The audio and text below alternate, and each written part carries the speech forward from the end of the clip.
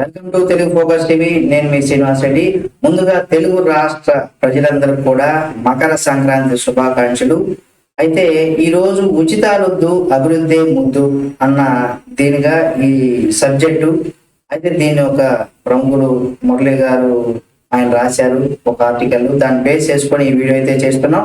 అయితే ఏదేమైనా సరే ఇక్కడ ఆయన రాసిన దాన్ని బేస్ చేసుకొని చెప్తే ఏంటంటే, ఉమ్మడి ఆంధ్రప్రదేశ్ విభజన సమయంలో రాష్ట్ర ప్రయోజనాలపైన గొంతెత్తకుండా ఆంధ్రులకు అన్యాయం చేసినటువంటి రాజకీయ పార్టీలకు ప్రత్యేక రాష్ట్రంలోనూ అలాగే ప్రజలకు మాయమాటలతో మభ్యపెట్టారనేసి చెప్పుకోవాలి మనం. దీర్ఘకాలికమైనటువంటి ప్రయోజనాలే కాకుండా ఇక్కడ తాత్కాలికంగా ఉన్నటువంటి ఉచిత హామీలు కావచ్చు, పథకాలతో రాష్ట్ర అభివృద్ధికి అలాగే అది ఒక దిశగా తీసుకెళ్ళిపోతుంటే డెవలప్మెంట్ గా వెళ్ళిపోతుందనే ఒక దిశగా నడిపించేందుకు కూడా ప్రయత్నం చేశారు ఏపీ రాజకీయ నాయకులంతా కూడా. ఆంధ్రప్రదేశ్ అభివృద్ధి పైన కూడా దృష్టి పెట్టకుండా, అంటే దానిపైన దృష్టి సారించకుండా అధికారంలోకి వస్తే చాలు అన్నట్టుగా కూడా అక్కడ ఏపీ రాజకీయ నాయకులందరూ కూడా వ్యవహరించిన తీరు మనం తప్పుపట్టాల్సిందే 100%. ఎందుకంటే రాష్ట్ర అభివృద్ధి పక్కన పెట్టేసి కేవలం ఆ ఉచితాలు వాళ్ళ అధికారంలోకి రావడం కోసం మాత్రమే ప్రయత్నాలు చేసినట్టుగా మనం చెప్పుకోవచ్చు. త్వరలో జరగబోయేటువంటి అసెంబ్లీ ఎన్నికల కోసం కూడా రాష్ట్రంలో ప్రధాన పార్టీలు రాష్ట్ర అభివృద్ధి కంటే కూడా గత 2 పర్యాయాలు మనం చూసినట్లయితే ఉచిత వాగ్దానాలతోనే ముందుకు వస్తున్నటువంటి పరిస్థితి మనం చూస్తున్నాం. రాష్ట్రంలో ఉన్నటువంటి ప్రజలు వీరి యొక్క హామీల పైన కొత్త ఉందనేసి కూడా చాలా మంది అనుకుంటూ ఉన్నారు. వాళ్ళ ప్రజలకు ఇచ్చేటువంటి హామీల్లో కొత్త ఉంది అనేసి. అయితే ఇక్కడ ఉచితం అంటేనే మండిపడుతున్నారు. పీపుల్స్ పల్స్ సంస్థ బృందంలో రాష్ట్రంలో కూడా పలు ప్రాంతాల్లో క్షేత్రస్థాయి నుండి కూడా పరిశీలించినప్పుడు ప్రజలు ఉచితాలు పేరెత్తినప్పుడు కూడా చాలా మంది మండిపడుతూనే ఉన్నారట. ఇంటింటికి పలు పథకాలతో డబ్బులు చేరుతున్నాయనేసి కూడా చెబుతున్న వారే, కానీ అందులో పదంతులు నిత్యావసర ధరలు కూడా పెరిగిపోయాయనేసి కూడా వాళ్ళు చెప్తున్నారు. వాళ్ళ యొక్క ఆవేదన కూడా వాళ్ళు మనకు చెప్తున్నారు. ప్రజలంతా కూడా మేము కష్టపడి పనిచేస్తున్నాం, సోమరిపోతులు చేయకండి, మాకు ఉపాధి అభివృద్ధి కావాలనేసి కూడా ప్రజలు కోరుకుంటున్నారు. రాష్ట్రంలో పలు చోట్ల కూడా మనం గమనించినట్లయితే గుంతలు పడినటువంటి రోడ్లు, అంటే రోడ్లలో ఎవరైనా ప్రయాణం చేస్తుంటే నడ్డి విరిగిపోయేటటువంటి పరిస్థితులు నేడు రాష్ట్రంలో చూస్తున్నాం అంటూ కూడా ప్రయాణికులు ఎవరైతే ఉంటారో వాళ్ళందరూ కూడా భయపడుతున్నారు ఆ రోడ్లలో ప్రయాణం చేయాలంటే. ఇక ఇరిగేషన్ ప్రాజెక్టులు కూడా పూర్తి చేయకపోవడం, అంటే సాగునీరు అందక అన్నదాతలు కన్నీరు కారుస్తున్నారనేసి కూడా తెలుస్తుంది.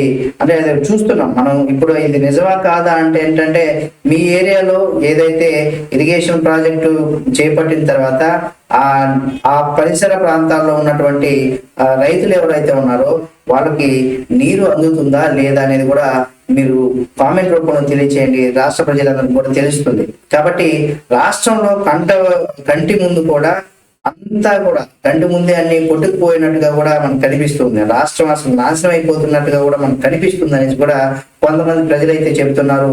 అభివృద్ధి లేని పరిస్థితుల్లో మనం ఉచిత పథకాలు ఏవైతే ఉన్నాయో హామీలు అంటేనే కూడా ప్రజలు ఆగ్రహంతో మండిపోతున్నారు. కానీ ఇక్కడ 2 రకాల ప్రజలు మాత్రం ఉంటారు. ఒకటి, ఈ విధంగా ఎందుకు మండిపడతారు ప్రజలు అంటే, ఒక రకం ఏంటంటే వీళ్ళకి ఏమి వద్దు, ఉచితాలుగా ఇచ్చేస్తే చాలు అనేటువంటి వ్యవస్థ, అటువంటి ప్రజలు ఎక్కువగా ఉంటారు.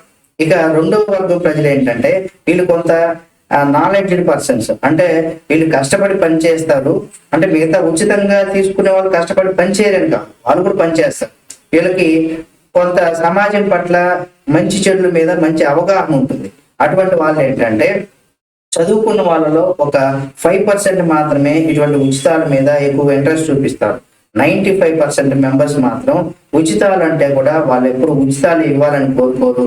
రైతులకు కూడా ఎప్పుడు కూడా ఉచితాలు కావాలని వాళ్ళు కోరుకోరు. నాణ్యమైన విత్తనాలు ఇవ్వండి, వీలైతే సబ్సిడీ రూపంలో ఇవ్వండి, పంటకు మద్దతు ధర ఇవ్వండి, ఇవే కోరుకుంటారు. అంతేగాని మిగతా వాళ్ళకి ఉచితంగా మాకు ఇచ్చేయండి అనేసి ఎవరు కూడా ఏ రైతులు కోరుకోరు.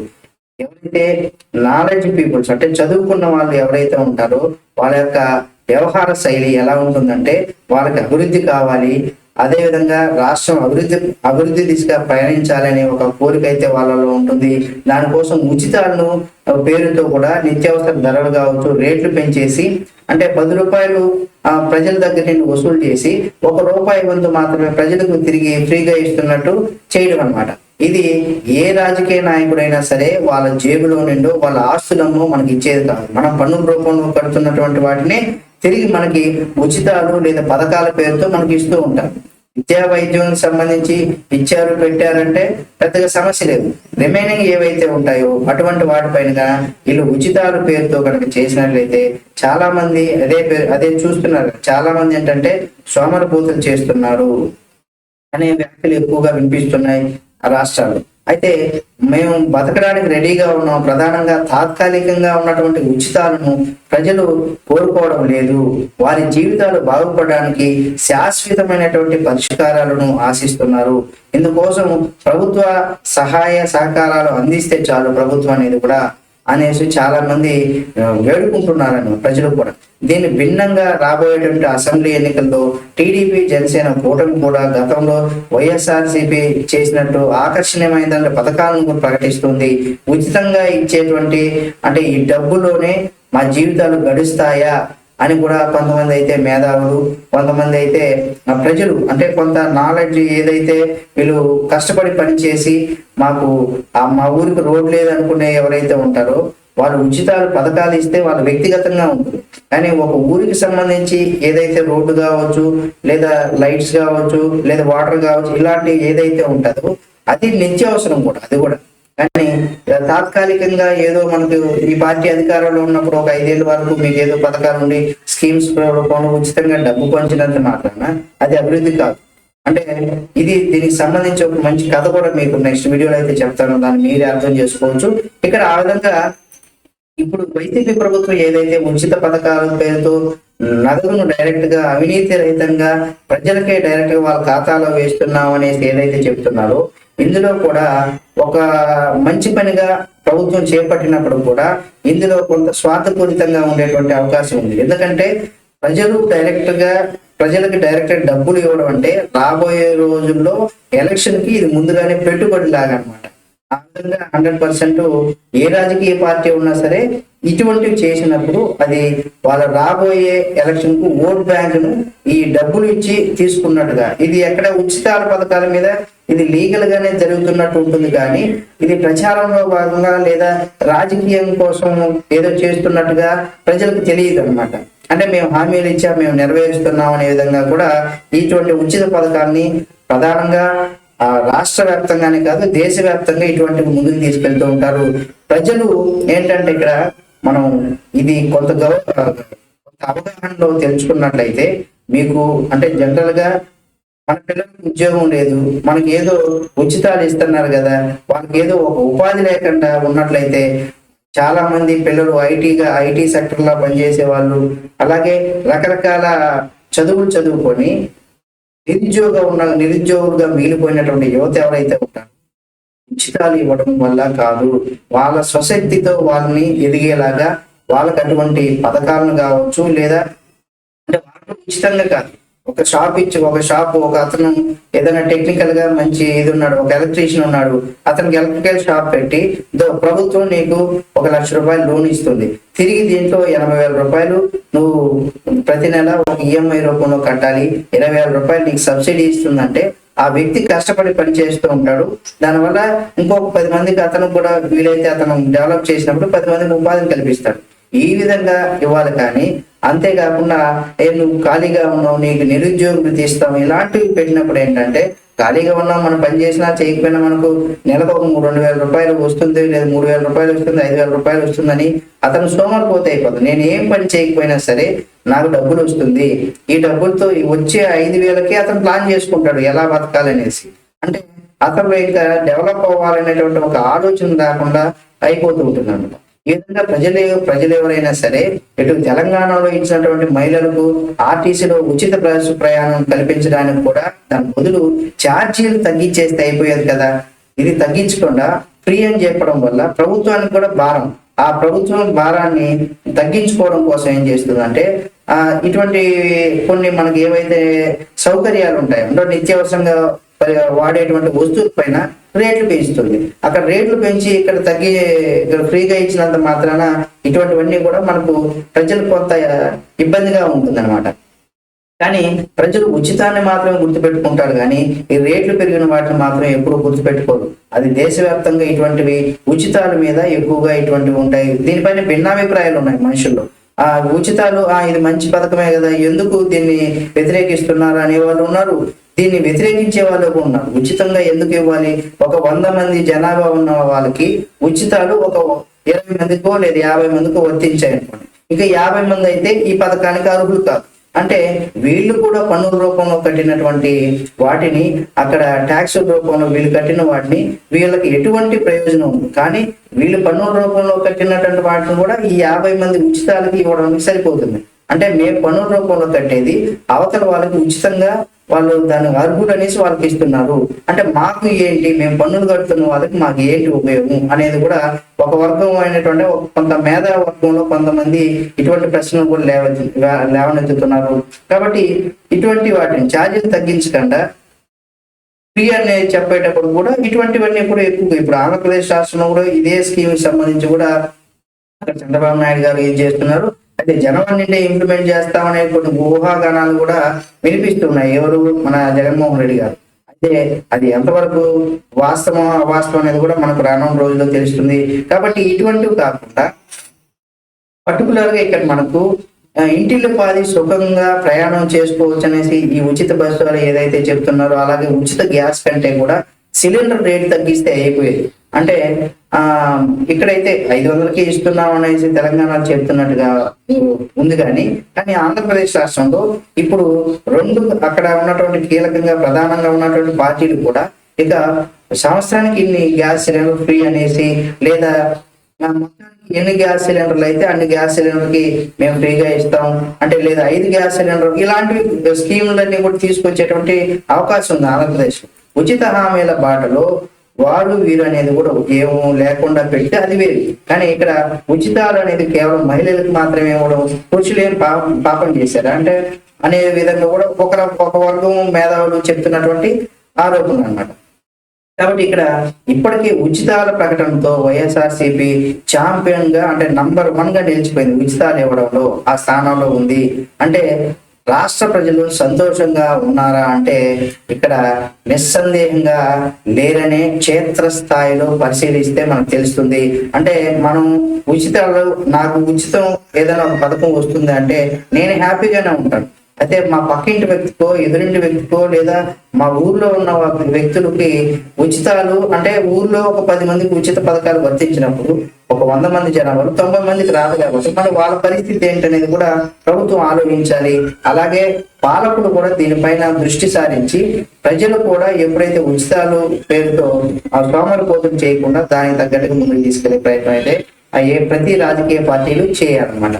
ఇక్కడ జగన్ సర్కారు ప్రజలకు తీవ్ర అసంతృప్తిని గురి చేస్తున్నట్టుగా, దాని తర్వాత ఇప్పుడు టీడీపీ జనసేన కూటమిలో కూడా ఒక భిన్నమైనటువంటి ఆలోచన లేకుండా మరోసారి వాళ్ళు కూడా ఉచిత హామీలతోనే ముందుకు వెళ్తున్నారు. ఎందుకంటే అధికారం కోసమే. ఇక్కడ జగన్మోహన్ రెడ్డి గారు చేసినా, పవన్ కళ్యాణ్ చేసినా, చంద్రబాబు చేసినా, లేదా ఇక్కడ తెలంగాణలో రేవంత్ రెడ్డి గారు చేసినా, దేశవ్యాప్తంగా ప్రధానమంత్రి మోడీ గారు చేసినా కానీ ఇవన్నీ కూడా మళ్ళీ తామే అధికారంలోకి రావాలి అనే ఒక ధోరణిలోనే ఇటువంటి పథకాలన్నీ కూడా తీసుకుంటుంటారు. ప్రజలు ఇలాంటి ఉచితాలు వరాలుగా కురిపిస్తూ ఉంటారు. కాబట్టి జగన్ బదులు మీకెందుకు ఓటేయాలి అని ప్రజలు కూడా ఇక్కడ జగన్ ఫ్రీగా ఇస్తున్నాడు, మరి టీడీపీకి జనసేనకు ఎందుకు ఓటేయాలనేసి కూడా జనాలు అడిగినప్పుడు మేము కూడా ఉచితాలుగా ఇవి ఇస్తున్నాం అని చెప్పుకోవడం కోసం, ఎందుకంటే వాళ్ళ అధికారంలోకి రావడం కోసం వాళ్ళు కూడా వాళ్ళకి ఉచిత పథకాలకు సంబంధించి సంక్షేమ పథకాల పేరుతో వాళ్ళు కూడా ముందుకు రావాలి, వాళ్ళు కూడా అధికారంలోకి రావాలని ప్రయత్నం చేస్తా ఉన్నారు. ఇలాంటివన్నీ కూడా ఉచితాలు అనేది ఏపీ రాష్ట్ర అభివృద్ధికి కొన్ని దశాబ్దాల పాటు వెనక్కి వెళ్ళేటువంటి అవకాశం ఉంది. అయితే నేను కొంతమందిని మన జర్నలిస్ట్ మిత్రులు వాళ్ళ వీడియోలు చెప్పినప్పుడు చూశాను, ఉచితాలు ఇస్తున్నారు, విద్య వైద్యం మీద ఇస్తున్నారు, నిజంగా ఇది ఉంటే చాలు అనే ఒక వ్యవహార శైలిని కూడా నేను చూశాను. అంటే ఎవరి యొక్క భిన్నాభిప్రాయాలు ఉంటాయి. అతను వ్యక్తిగతంగా అతనికి సంబంధించి అతను ఉచితాలు అంటే విద్యా వైద్యం మీద ఉచితాలుగా ఉన్నారు, అది చాలు, మిగతా అవసరం లేదన్న తీరులో ఉన్నారు. అంటే నిరుద్యోగ యువతకి అవకాశాలు అవసరం లేదు, రోడ్లు అవకాశం లేదు, అవకాశం అంటే రోడ్లు ఉండాల్సిన పని లేదు. ఈ రెండు ఇచ్చేస్తే అంటే వాళ్ళు ఆటోమేటిక్గా డెవలప్ అయిపోతారు అనేసి కూడా ఆ జర్నలిస్ట్ సోదరులు చెప్పడం జరిగింది. సరే, ఏదేమైనా ఇక్కడ మన ఆర్గ్యుమెంట్ అది కాదు కాబట్టి దీని వెనక ప్రజలు ఎప్పుడు కూడా 100% సోమరపోతులు అవడం అయితే ఖాయం. దేన్ని ఉచితంగా పెట్టాలి, ఎవరెవరికి ఉచితాలను ఇవ్వాలి, ఇటువంటివన్నీ కూడా మేధావులతో డిస్కస్ చేసుకొని రాజకీయ పార్టీలు కావచ్చు వీరందరూ కూడా ముందుకు వెళ్లాల్సినటువంటి పరిస్థితి ఉంది. కానీ ఇక్కడ ప్రతిదీ కూడా ఉచితం పేరుతో చేసుకుంటూ పోతే నిరుద్యోగ యువతకి ఉచితాల పేరుతో ఒక 5,000 రూపాయలు ప్రతి నెల ఇచ్చినట్లయితే అతను ఇక తన అభివృద్ధి, తన భవిష్యత్తు ఆ 5,000తో ఆగిపోతుంది అనమాట. అంటే తనకు ఆలోచన ఉండొచ్చు, నేను ఒక కంపెనీ పెట్టాలి, నేను ఏదో చేయాలని, సాధించాలని. కానీ అటువంటి వ్యక్తికి దానికి తోడ్పాటుగా తనను ఏదైనా ఒక తనలో ఉన్నటువంటి స్కిల్ డెవలప్మెంట్ ముందుకు తీసుకెళ్లే విధంగా ప్రభుత్వాలు కనుక ప్రోత్సహించినట్లయితే మరికొంతమందికి ఉపాధి దొరికేటువంటి అవకాశం ఉంటుంది. కాబట్టి రాజకీయ పార్టీలు కూడా ఎన్నికల్లో గెలిపే లక్ష్యంగా కాకుండా ప్రజల గురించి, రాబోయే తరాల భవిష్యత్తు గురించి కూడా ఆలోచించాలనేసి కూడా మనం చెప్పుకోవాలి. ఉచితాలు అనేది కూడా రాష్ట్రాన్ని దివాళా తీస్తాయని ప్రజలు ఇవన్నీ కూడా ఉచితాలు కొంతమంది మాత్రమే వద్దంటున్నారు. అంటే ఉచితం అనేది ఎక్కువ మంది ప్రజలకు నచ్చుతుంది, కానీ నచ్చిన వాళ్ళ పర్సంటేజ్ తక్కువగా ఉంటుంది. ఆ నచ్చిన వాళ్ళు ఎవరంటే ఎంత చదువుకున్న వ్యక్తి అయినా సరే ఉచితాన్ని కూడా వచ్చేదాన్ని ఎందుకు పోగొట్టుకోవాలనే ఆలోచనతో ఉంటారే కానీ ఉచితాలతో వాళ్ళకు వస్తుంది, నేను ఎందుకు తీసుకోవచ్చు, నేను ఎందుకు తీసుకోకూడదు అనే ఒక ఆలోచనతో ప్రతి ఒక్కరు కూడా ఉంటున్నారు. దీనివల్ల ఏంటంటే రాష్ట్రం అనేది కూడా, రాష్ట్ర అభివృద్ధి అనేది కూడా, రాబోయే తరాల భవిష్యత్తు అనేది కూడా కొన్ని సంవత్సరాలు వెనకబడిపోతుంటుంది. మనం కరోనా వచ్చినప్పుడు ఏ విధంగా అయితే ఆర్థిక స్థితిగతులు, అభివృద్ధి ఏదైతే కుంటుపడిపోయిందో సేమ్ ఆ విధంగా ఈ ఉచితాలు అనేవి వాటిపైన 100% అటువంటి పర్యావసనాలే మనకు వస్తాయి. గత 2 పర్యాయాలుగా ఆకాశమే హద్దుగా రాజకీయ పార్టీలు హామీలు మనం చూస్తూనే ఉన్నాం.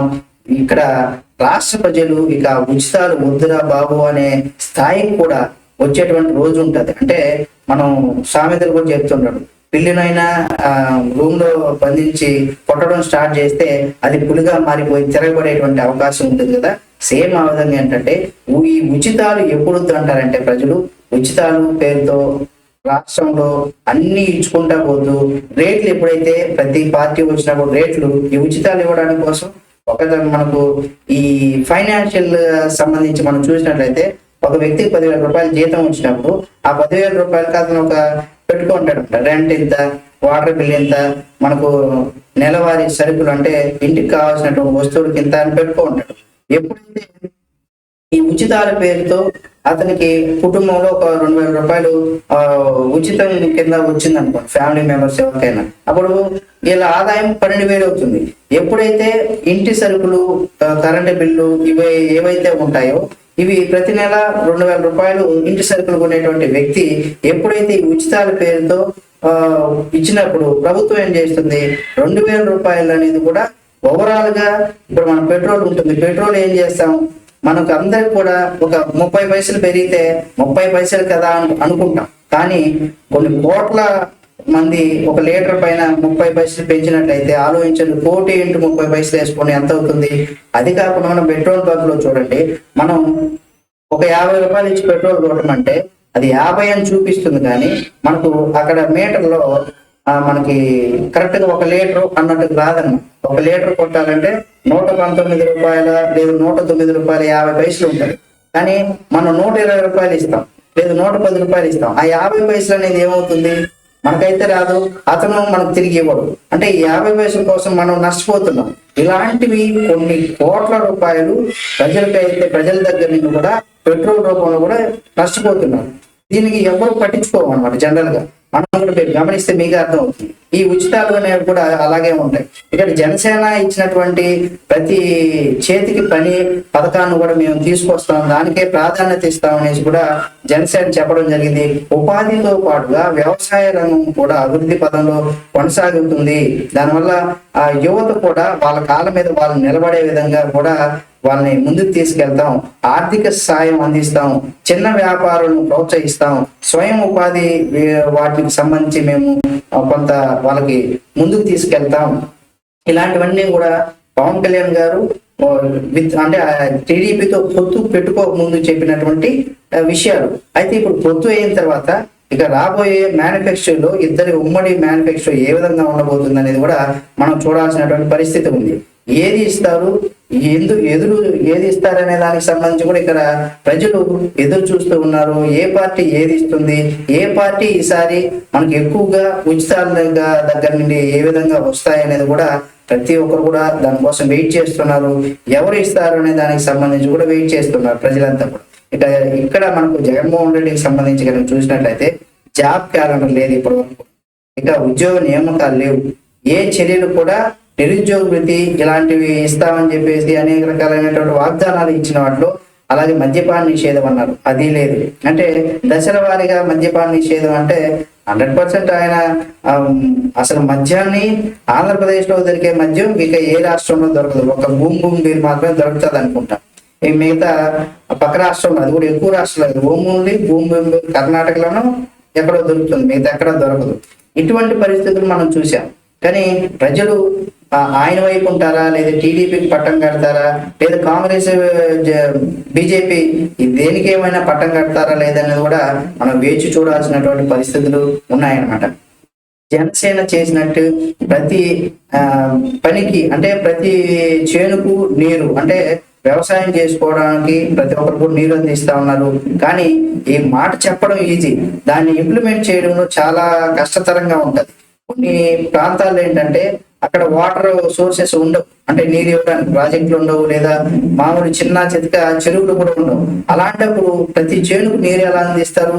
అలాంటప్పుడు లేదా ప్రభుత్వం అధికారంలోకి, జనసేన టీడీపీ ఉమ్మడిగా ఉన్నప్పుడు అధికారంలోకి వస్తే అంటే బోర్లు వేసేటువంటి అవకాశం ప్రభుత్వం చేపడుతుందా? ప్రభుత్వమే ఉచితంగా బోర్లు వేయిస్తుందా? అంటే వ్యవసాయ భూములకు మాత్రమే వేయిస్తుందా? అలా ఎంతమందికి వేయిస్తుంది? అయితే ప్రభుత్వంకి ఎంత ఆర్థిక భారం పడుతుంది? ఇవన్నీ కూడా గమనించాల్సినటువంటి అవసరం ఉంటుంది. కాబట్టి ఆర్థికంగా ఎదగడానికి వాళ్ళకి ఏమేం కావాలి అనేది కూడా చూసుకోవాలి. ప్రభుత్వం ముందు ప్రతి రాజకీయ పార్టీ ముందుగా హామీలు ఇచ్చే ముందు వాళ్ళు ఆలోచించుకొని ఇటువంటి చేయాల్సి ఉంటుంది పరిస్థితి ఉంటుంది. ఇక పెండింగ్ లో ఉన్న ప్రాజెక్టులు ఇప్పటివరకు కూడా పూర్తి చేయలేదు. దీనికి సంబంధించి అటు జగన్మోహన్ రెడ్డి గారు ఉచితాల పేరుతో వెళ్తున్నారు, అన్నదాతలకు ఏ విధంగా ఇచ్చేస్తున్నారు అనేది కూడా మనం చూడాల్సిందే. కానీ ఇక ఇవన్నీ కాకుండా మనం రాష్ట్రం సస్యశ్యామలం అవుతుందనేసి కూడా కొన్ని అధికార పార్టీలు అయితే చెప్పుకుంటున్నాయి. ఇక జనసేన ఇచ్చినటువంటి ఇలాంటి హామీలు ఏవైతే ఉంటాయో అంటే అవన్నీ ఆలోచన విధంలో చాలా ఈజీగా పూర్తి అయిపోవచ్చు, ఈజీగా ప్రతి ఒక్కరు కూడా ఉపాధి కల్పించవచ్చు అనేది ఉంటుంది. కానీ ఆచరణ సాధ్యంలోకి వచ్చినప్పుడు అప్పుడైనా సరే వాటిని ఇంప్లిమెంట్ చేయడానికి ప్రభుత్వం నుండి కొంత డబ్బు అవసరం అవుతుంది అనమాట. దానికి అక్కడ ఇప్పుడు ఉన్నటువంటి ఆంధ్రప్రదేశ్ 10 లక్షల కోట్ల రూపాయల అప్పులు చేసి ఉంది ఈ ప్రభుత్వం అని చెప్పేసి కూడా అటు ప్రతిపక్షాలు అటు కేంద్రం నుండి కూడా కొన్ని ఆలోచనలు అయితే ఉన్నాయి. దీని వెనక ఏం జరుగుతుంది అనేది కూడా ఆలోచించాల్సినటువంటి పరిస్థితులు ఇప్పుడు ఉన్నాయి. అందులో వాస్తవం ఎంత అనేది కూడా ఇప్పటి వరకు అందరూ కూడా పేపర్లు చూపించి లెక్కలు చెప్తున్నారు, కానీ అధికారికంగా గవర్నమెంట్ వెబ్సైట్ లో మేము ఎంత ఇచ్చాం అని ఎక్కడా కూడా ఇది చెప్పలేదు. కానీ ఓన్లీ పేపర్లు పెట్టుకొని మా దగ్గర ఇవి ఆధారాలు ఉన్నాయి మీకు ప్రశ్నిస్తున్నాం అని చెప్తున్నారు. కానీ అధికారికంగా వెబ్సైట్ లో పెట్టచ్చు కదా, అటు కేంద్రం కావచ్చు ఇటు రాష్ట్ర ప్రభుత్వాలు కావచ్చు పెట్టచ్చు కదా, ప్రజలకు అందరికీ తెలిసే విధంగా బహిర్గతంగా పెట్టచ్చు కదా. కానీ దాని మీద ఎందుకు ప్రభుత్వాలు ముందుకు వెళ్ళట్లేదో నాకు తెలియట్లేదు. కానీ ఇలాంటి హామీలు ఏవైతే ఉంటాయో ఉచితాల పేరుతో ఇవి పూర్తి స్థాయిలో అమలు చేస్తే, అంటే ఏదైతే స్ట్రాటజికల్ గా వాళ్ళ కాళ్ళపైన వాళ్ళు నిలబడేటువంటి పథకాలు స్కీములు కనుక తీసుకొచ్చినట్లయితే అప్పుడు 100% అది రాష్ట్రం అభివృద్ధి పరంగా ముందుకు వెళ్తుంది. అది ఏ రాష్ట్రాలైనా సరే. ఆంధ్రప్రదేశ్ కు వస్తున్నటువంటి అంటే ఆంధ్రప్రదేశ్ రాష్ట్రంలో ఒక డెవలప్మెంట్ చేయడానికి చాలా ముందుకు వెళ్ళేటువంటి అవకాశం కూడా ఉంటుంది ఇలాంటి పనులు చేసినప్పుడు. ఇక రాష్ట్ర విభజనతో ఇప్పటి వరకు కూడా తీవ్రంగా నష్టపోయిన ప్రజలు ఎవరైతే ఉన్నారో వాళ్ళంతా కూడా ఉచితాలతో అరచేతిలో స్వర్గం చూపిస్తూ వస్తూనే ఉన్నారు. రాజకీయ నాయకులంతా కూడా మాయ మాటలతో వంచారు రాజకీయ నాయకులు. ఇక ఎవరు వచ్చినా సరే తాత్కాలికమైనటువంటి ఉచితాలు మాకొద్దు, మేము శాశ్వతంగా మాకు ఉండేటువంటి అవకాశాలు శాశ్వతంగా మా అభివృద్ధికి మా అడుగుల్లో మేము అభివృద్ధి మా చేతుల్లోనే మా అభివృద్ధికి ఏవైనా రాష్ట్ర ప్రభుత్వాలు ఆ విధంగా ముందుకు ప్రయత్నించాలనేసి కూడా కొంతమంది యువత అయితే కోరుకుంటున్నారు. మేము ఏదో చెడో అంటే మంచో చెడో వాళ్ళ కాళ్ళపైన వాళ్ళు నిలబడి వచ్చేదానికేను ఉచితాల పేరుతో వచ్చేదానికి చాలా తేడా ఉంటుంది. అయితే పరిశ్రమలు తీసుకురండి రాష్ట్రానికి, దాంతో పాటుగా ఉపాధితో పాటుగా రాష్ట్రాభివృద్ధికి చేయి కలిపి ప్రజలు కూడా నడవాల్సినటువంటి పరిస్థితి ఉంటుంది. కాబట్టి రాష్ట్ర ప్రజలు కూడా వీళ్ళంతా ఉచితాల మీద కొంత వ్యతిరేకత అయితే ఉన్నారు. చాలా మంది ఆ వ్యతిరేకత రాష్ట్ర ఇప్పుడు ఉన్నటువంటి అధికార పార్టీకి ఈ వ్యతిరేక గాలులు వీల్చి అటు ప్రభుత్వం అంటే అటు టీడీపీ కావచ్చు జనసేన కావచ్చు ఇవి కూడా ఉచితాల పేరుతోనే వచ్చి అంటే వీళ్ళు 4 ఉచితాలు ఇస్తే వాళ్ళు 8 ఇస్తామని చెప్పేసి వస్తే అది ముందు చెప్పేస్తారు. ఆ తర్వాత ఆచరణలో రావడం కోసం దానికి కావాల్సినటువంటి పనులు చాలా క్లిష్టంగా మారేటువంటి అవకాశం ఉంటుంది. కాబట్టి చూద్దాం ప్రజలు ఆంధ్రప్రదేశ్ లో ఉన్నటువంటి ప్రజలు మీరు కూడా ఎవరైతే ఉన్నారో ఈ ఉచితాలు అవసరమా వద్దా, ఉచితాలు కావాలా అభివృద్ధి కావాలా, ఉచితాలు కావాలా మన యువతకి ఎవరికైతే ఉంటారో నిరుద్యోగ యువతకి ఉద్యోగ అవకాశాలు కావాలా, మన రాష్ట్రంలో రోడ్లన్నీ కరెక్ట్ గా బాగా ఉండాలా వద్దా, లేదా ప్రతిదీ కూడా మన ఆంధ్రప్రదేశ్ లో ఉన్నటువంటి యువత గాని అంతే బాగా చదువుకో ఉంటారు కానీ వీళ్ళకి ఉద్యోగ అవకాశాలు లేవు, కంపెనీలు లేవు. దీనివల్ల ఏంటంటే పక్క రాష్ట్రాలకు వెళ్తున్నారు. ఎప్పుడు హైదరాబాద్ లాగా మన రాష్ట్రంలో కూడా ఆంధ్రప్రదేశ్ రాష్ట్రంలో కూడా పక్క రాష్ట్రాల్లో ఉన్నటువంటి యువత ఆంధ్రప్రదేశ్ రాష్ట్రంలోకి వచ్చి పనిచేస్తారనేది కూడా ఎప్పుడు జరుగుతుంది అనేది కూడా దీని గురించి కూడా మేధావులు రాజకీయ నాయకులు వీళ్ళంతా కూడా ఆలోచించి ఆ దిశగా రాష్ట్రాన్ని ముందుకు తీసుకెళ్లే విధంగా కూడా ముందుకు వెళ్ళినట్లయితే రాష్ట్రాభివృద్ధికి ఉచితాలు ఒకటే కాదు అభివృద్ధి కూడా కావాలి. తాత్కాలికమైనటువంటి హామీలు ఇచ్చి లేదా తాత్కాలికమైనటువంటి ఉపశమనం కలిగే విధంగా మనం ఏదో మనకు వస్తుందిలే అనే విధంగా కాకుండా అందరికీ ఆమోదయోగ్యంగా అన్ని వర్గాల వారిని అందరినీ కూడా కలుపుకొని రాష్ట్రాభివృద్ధికి అటు ప్రజలను కూడా మమేకం చేసుకుని వెళ్లే విధంగా కూడా రాష్ట్ర ప్రభుత్వాలు కనుక ముందుకు వెళ్ళాలని కూడా కోరుకుందాం. ఇక దీనిపైన మీరు కూడా మీ అభిప్రాయాన్ని కామెంట్ రూపంలో తెలియచేయండి. ఉచితాలు అవసరమా లేదా అంటే మీ అభిప్రాయం కామెంట్ రూపంలో తెలియచేయండి. మరిన్ని వీడియోల కోసం కూడా ఇలాంటి రాజకీయ అలాగే స్పెషల్ స్టోరీస్ కూడా ఎప్పటికప్పుడు మీ ముందు తీసుకొస్తుంది మా తెలుగు ఫోకస్ టీవీ. కాబట్టి మా Telugu focus TV channel subscribe చేసి పక్కనే ఉన్న బెల్ బటన్ నొక్కడం మాత్రం మర్చిపోకండి.